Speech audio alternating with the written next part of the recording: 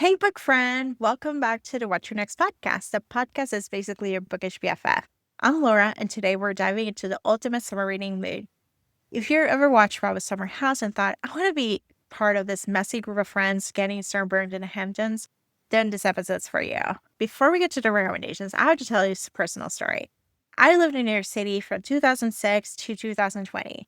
I am a longtime New York City girl, and one of my favorite things about the summer is summer in the city was when actually everyone left. The streets were quiet down because all the finest bros and influencer types ran out of the city to their share houses in Hamptons, Fire Island, or even Jersey Shore.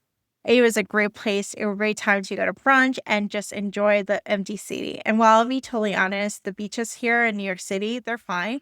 But I grew up in the Caribbean where the water is crystal blue and the sand is white and soft, so New York City beaches don't cut it for me. You actually have to pay $20 to go to the beach. It's expensive. So instead, I used to hang out at the local pool, book in hand, tanning with my friends and people watching. So these books, they give me all the summer nostalgia without the LIRR train. So let's get to the recommendations. The book I want to recommend is Elizabeth East Hampton by Audrey Bellezza and Emily Harding. This came out last year. It's a modern Pride and Prejudice retelling set in the Hamptons. Lizzie's running her family bakery year-round while resenting the summer crowd. Enter Will Darcy, brooding and judgmental as ever. Their banter is top tier, and it's a fun look at class divides. Think of beach parties, family chaos, and slow shifts from enemies to something more. This is like fun, a full of banter, sexy times. It's just fun. If you like Jane Austen retellings and set an authentic New York City scape, this series is great for you. The first one's Emma of 84th Street. Then we got this one and set Elizabeth of East Hampton, and then we got Anne of Avenue A, which is a Christmas time romance. So they're fun, they're great, and I just will add them to your TBR. And make sure you get the audio because the audio is, I think it's narrated by Brittany Presley or Carissa Becker. It's one of my favorite. Her narrators is one of them, but they're great. Like they're just fun off audiobooks to listen to. All right, the next book that you talk about is Serendipity by Becky Chalsen. This book is set in Fire Island. So we're moving away from the Hamptons. We're moving to Fire Island for a fun one. This one, a woman returns to New York City after failing in Hollywood, only to spend 3 weekends with her old group of friends, including her ex. Their secrets, unresolved feelings, and a sweet look at whether you can really go back home again. This was like a delightful, just kind of like a messy friend group, a summer share, a true summer share. So this was like most closest by to Summer House, where they're all trying to figure out whether they make sense and trying to figure out what they wanted to do with their life. So it's truly a summer share. Instead of the Hamptons, it's set in Fire Island and is delightful. Next, we're going to go to Seven Summer Weekends by Jane L. Rosen. This is also on Fire Island, and this was a little bit typical trope. This is after a career mishap. Addison inherits her aunt's house and has to host guests all summer. It's cozy, full of neighborly quirks, and maybe romance with the grumpy guy next door.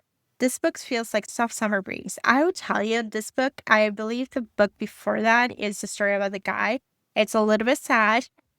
So that's just an FYI. But the second book, this book is more like a rom-com, like a romance. It's just fun. She inherits a house and then she finds out that her aunt actually keeps kind of like an Airbnb.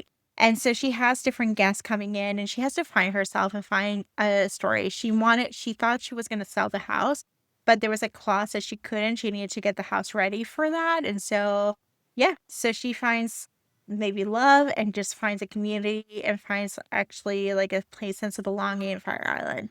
And it's just a fun little small town vibes in a beachy town in New York City.